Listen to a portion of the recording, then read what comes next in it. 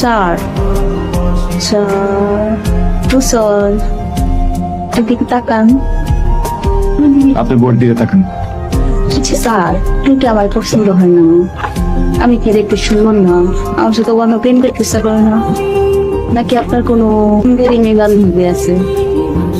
আপনাকে পাঞ্চা কেন বলুন তো?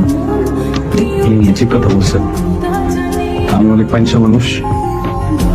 পড়েন, যে কাজের জন্য আমি আসি সেই কাজটা করেন। আচ্ছা, তোর স্যারের খবর কি রে? এত মাস্টার আইলো কিন্তু কেউ কিন্তু টিকতে পারে না। এই পোলার অসুবিধা কি? এত ঘাউরা কেন? এটা আর ভাগাইতে পারতেছি না।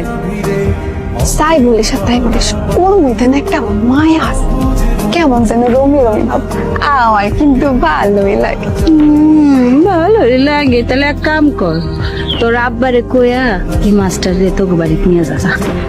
বান্ধবী, এটা কিন্তু ভালো বলছিস, তুই যদি ওরা তাড়াইতে পারিস সত্যি আমার আব্বারে বইলা আমাদের বাসায় ওরে নিয়ে আসবো।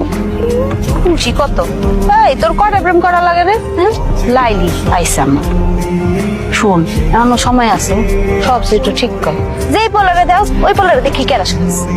শোন বান্ধবী, না করলি পড়াশোনা, না করলি একটা প্রেম, আমি নিজেও ফেলবো, কিন্তু এই প্রেম ভালোবাসার দিক দিয়ে কিন্তু তোর থেকে আগায় আছে।